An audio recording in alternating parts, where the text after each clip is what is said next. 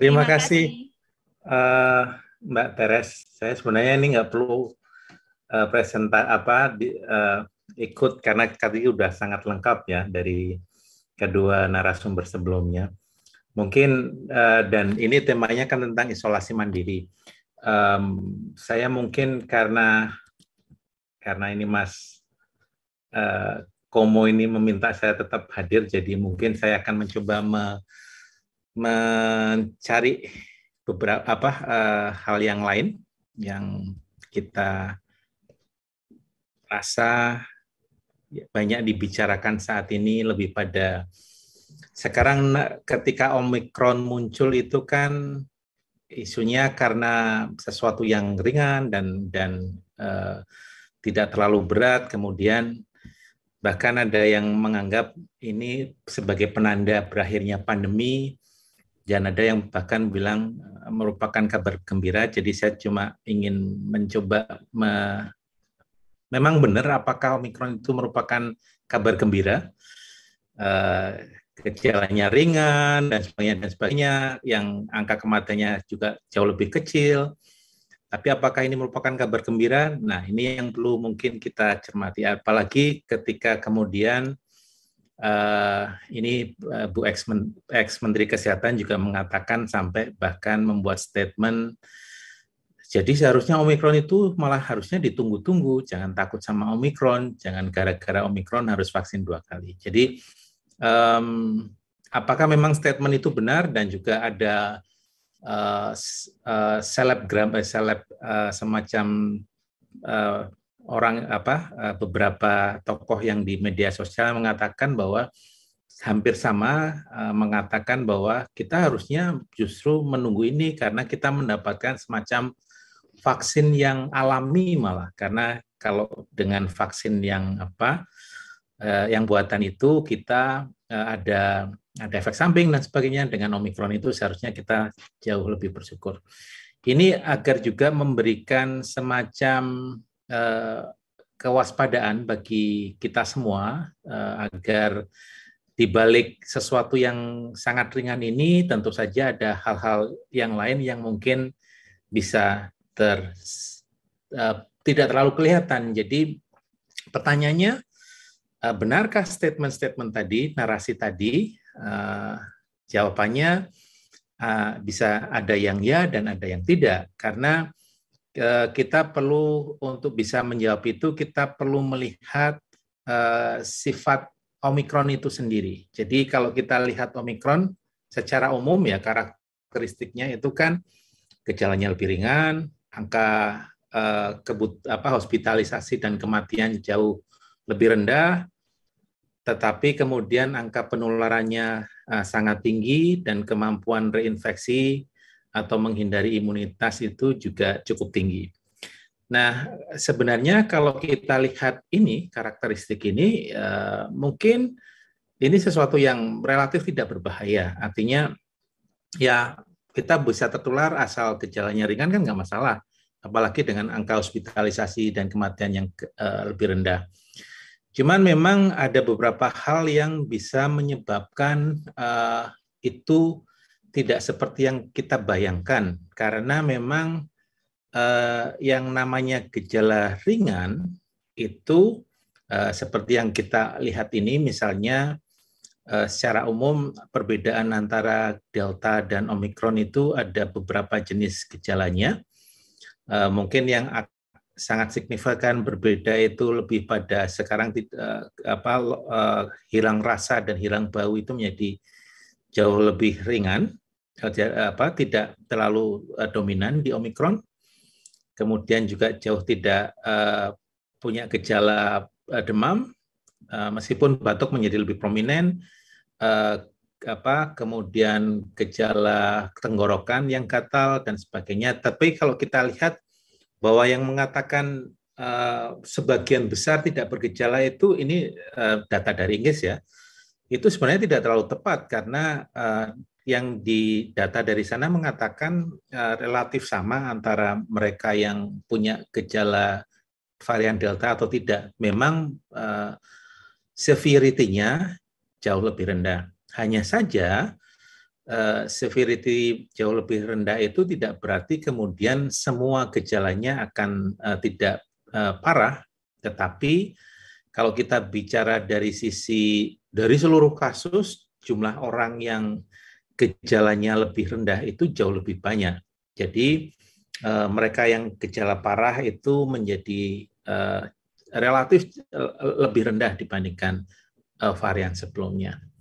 Nah, ini yang perlu kita waspadai karena kalau ibaratnya orang itu berdagang, orang berdagang kan bisa ngambil untung banyak, ada yang ngambil untung sedikit, tetapi kalau kemudian penjualannya banyak, akhirnya untungnya bisa sama. Dan ini juga bisa terjadi di Omicron dan memang sudah terjadi seperti yang ada di Amerika dan di Eropa. Kalau kita lihat misalnya antara kasus Omicron itu secara global kita bisa lihat bahwa peningkatannya itu berkali-kali lipat lebih tinggi kasusnya dibandingkan kasus Delta 1 tahun sebelumnya. Tetapi dengan kasus kematian yang jauh lebih sedikit.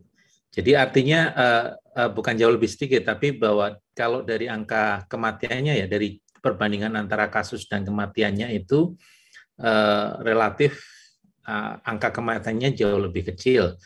Tetapi karena kasusnya meningkatnya jauh lebih besar, jumlah kematiannya itu bisa relatif sama antara varian Delta maupun varian Omicron. Dan kalau kita melihat memang selama kasus Omicron ini yang paling tinggi itu peningkatannya adalah di Eropa dan Amerika. Dan di Amerika dan Eropa itu varian Omicron itu jauh lebih tinggi dibandingkan varian Delta. Nah, kalau di Asia itu sebaliknya yang paling signifikan itu kan di India, dan di India itu sebenarnya kalau kita lihat varian Delta itu jauh lebih tinggi dibandingkan Omicron. Dan sebenarnya pola penyebaran COVID di Indonesia itu relatif mirip dengan di India. Kalau kita lihat, India ada 3 gelombang, kita ada 3 gelombang. Gelombang peningkatan kita itu biasanya setelah India turun, ini gelombang pertama kita, ini gelombang kedua kita, yang Delta ini Delta di India. Dan ini gelombang ketiga kita, yaitu Omicron. India sudah turun drastis, kita baru naik. Nah, problemnya kalau kita lihat, tadi saya mengatakan di India itu Omicron itu lebih rendah dibandingkan Delta. Sementara di Indonesia itu saat ini Omicron itu relatif sudah melewati puncaknya Delta. Jadi apakah kita masih akan sama dengan India atau justru mengikuti Eropa dan Amerika, itu yang masih jadi tanda tanya. Bahkan kalau kita mengikuti prediksinya dari IHME, International Health Metric, itu mereka mengatakan kasus di Indonesia itu di bulan Maret itu bisa sekitar sekian ratus ribu kasusnya. Sehingga kalau dengan angka jumlah kasus sedemikian banyak, maka bisa dibayangkan apa yang terjadi itu bisa sama beratnya dengan ketika kita mengalami varian Delta. Yang kedua, kaitannya dengan reinfeksi. Ternyata varian Omicron itu kemampuan reinfeksinya itu jauh lebih tinggi dibandingkan varian Delta. Ini data dari Inggris lagi. Kalau dibandingkan dengan waktu sebelumnya, reinfeksi sebelum Omicron dibandingkan ketika Omicron, kemampuan jumlah reinfeksinya itu 16 kali lebih tinggi. Sehingga ini bisa dibayangkan bahwa kalau kita pun sudah punya vaksin, kita sudah mendapatkan vaksin, kita pernah terinfeksi, tapi kalau kita tidak melakukan prokes dengan baik, maka resiko tertularnya itu juga akan relatif lebih tinggi dibandingkan sebelumnya. Dan ini yang pada akhirnya kalau memang terjadi itu juga akan mempengaruhi jumlah kasus yang ada. Ada artikel yang mengatakan bahwa hampir semua Omikron mau melewati imunitas yang sudah diberikan oleh infeksi sebelumnya maupun vaksin yang sudah ada. Jadi kembali bahwa ini sebagai pengingat bahwa Omikron itu bukan sesuatu yang ringan, tetapi sesuatu yang perlu diperhatikan dan karena juga penularan yang tinggi. Kalau lihat kembali data yang ada di Amerika, dan ini akan menarik lagi ketika di Amerika kebetulan sebagian juga ada orang yang tidak mau divaksin ya. Kita bisa melihat jumlah kasusnya itu jauh lebih tinggi antara Delta dan varian. Orang yang masuk rumah sakit karena jauh lebih tinggi itu juga jumlahnya melebihi waktu Delta. Jadi kalau kita bayangkan ketika Delta itu bisa sampai sebegitu beratnya layanan rumah sakit itu harus mengelola pasien COVID, kalau hal yang sama terjadi di Indonesia, tentu saja kita bisa mengalami situasi yang sama seperti Delta. Kebutuhan untuk layanan ICU tadi Mbak Teres sudah mengatakan ya, sekarang isolasi sudah penuh. Nah, di Amerika ini yang di ICU itu jauh lebih tinggi dibandingkan Delta. Kematian juga lebih tinggi. Meskipun sekarang kalau kita lihat di Indonesia, angka kematian sudah mulai meningkat meskipun memang relatif masih jauh lebih rendah. Kita cuman sayangnya tidak punya data yang bisa memberikan komparasi yang sejelas ini. Nah, kalau kita lihat lagi, ini saya menunjukkan jumlah bed yang dipakai selama COVID. Bed COVID itu di Amerika, Delta dan Omikron juga kelihatan bahwa di Omikron ini jauh lebih banyak pasien yang menggunakan bed di rumah sakit, juga ICU-nya. Bahkan kita bisa lihat ini dari waktu ke waktu ICU-nya itu pada puncaknya itu juga bisa hampir sama dengan Delta. Jadi ini yang perlu kita waspadai. Omikron itu tidak seringan yang disampaikan oleh beberapa tokoh di media sosial bahwa karena ringan kemudian kita itu seharusnya menyambut dengan gembira, karena kalau ringan tetapi yang terkena sangat banyak, dampaknya juga bisa sama parahnya. Bahkan di Amerika Serikat dikatakan bahwa angka orang yang dimasukkan ke rumah sakit harian itu hampir 2 kali lebih besar dibandingkan ketika varian Delta sebelumnya. Jadi ini tadi pesannya jangan khawatir tetapi perlu diwaspadai. Kalau kita tidak melakukan tindakan pencegahan, kalau kita kemudian ketika terinfeksi tidak melakukan isolasi dengan baik dan benar, isolasi mandiri, maka kita bisa mengalami situasi yang sama seperti yang ada di Amerika atau Inggris tersebut. Di Inggris itu kalau kita lihat, dulu kan kita sering bilang bahwa kalau herd immunity tercapai, kita akan berhenti COVID-nya. Nah, ternyata kita tahu sekarang bahwa varian baru itu bisa menembus imunitas. Jadi herd immunity itu mungkin sesuatu yang tidak bisa jadi senjata kita. Dan data di Inggris juga menunjukkan demikian, meskipun misalnya di Inggris itu dikatakan bahwa vaksin yang ketiga, kemudian hampir 100% orang dewasa itu, 98% itu sudah mempunyai antibodi, artinya semacam kekebalan terhadap COVID. Dan mereka saat ini juga, ini data dari 16 Januari itu masih social distancing-nya itu relatif masih sama dibandingkan tahun sebelumnya berkisar pada angka 44% ini, tetapi toh kita di Inggris itu menunjukkan ada peningkatan kasus yang luar biasa tinggi. Dan itu sama seperti di Amerika, itu bisa menyebabkan jumlah hospitalisasinya itu jauh lebih tinggi dibandingkan ketika Delta, kematiannya itu juga relatif lebih tinggi bahkan dibandingkan pada saat varian Delta. Jadi ada udang di balik batunya ketika kita tidak berhati-hati dan menganggap bahwa karena Omikron itu suatu yang ringan, kita menjadi lebih bisa rileks dan bebas dalam melakukan prokes maupun kalau sudah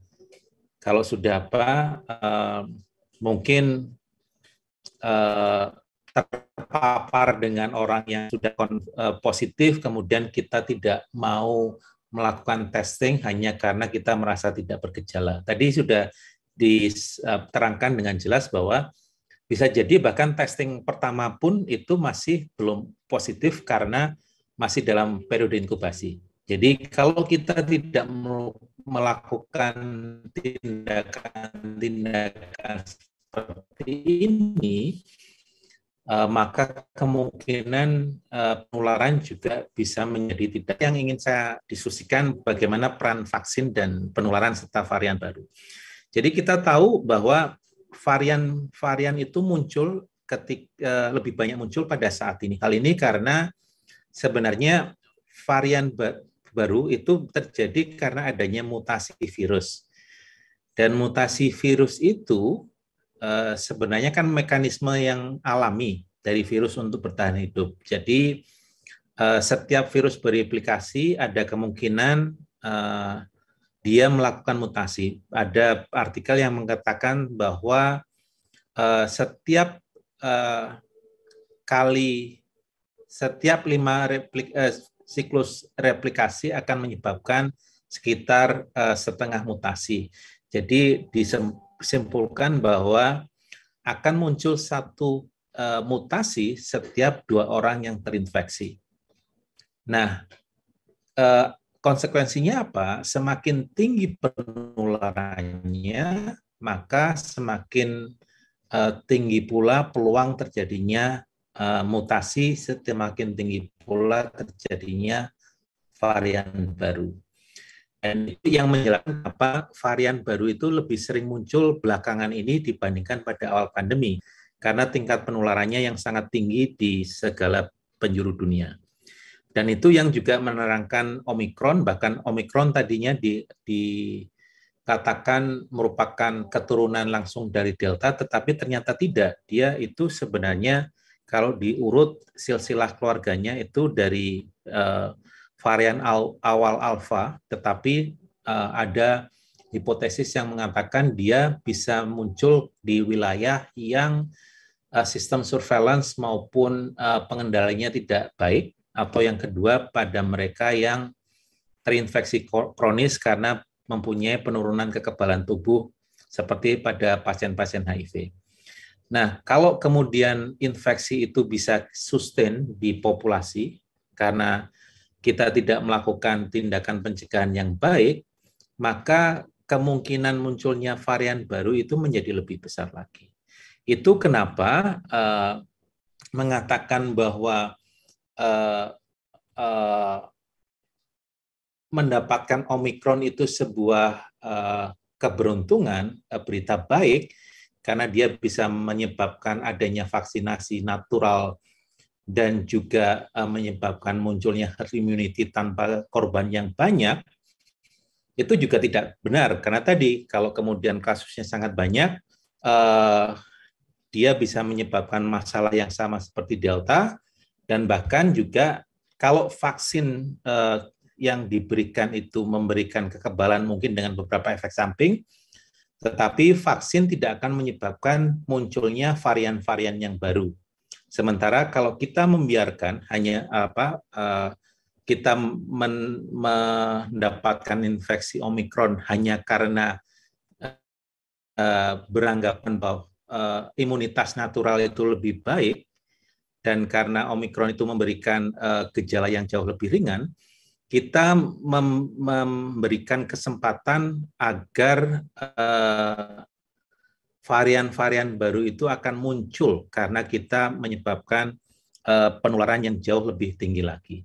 Jadi kalau ini juga data, satu sedikit data, kalau kita lihat di samping tadi penularan yang tinggi, kita juga lihat bahwa masalah kematian pada mereka orang yang tidak tervaksinasi, bahkan dengan Omikron sekalipun, ini adalah data dari Amerika juga. Ini pada zaman Delta, ini pada zaman Omikron yang masih sedikit ini. Tapi bisa kita lihat bahwa kematian ini dibandingkan mereka yang sudah tervaksinasi, itu bedanya lebih tinggi. Jadi kembali menekankan asumsi bahwa Omikron itu tidak perlu ditakuti, kita tidak perlu harus melakukan vaksinasi kedua hanya karena Omikron itu menjadi lebih ringan, itu pernyataan yang cukup misleading dan berbahaya. Dan harapannya ini membuat dengan informasi ini kita bisa mengharapkan masyarakat lebih aware untuk melakukan vaksin, melakukan prokes, melakukan testing dan isolasi mandiri.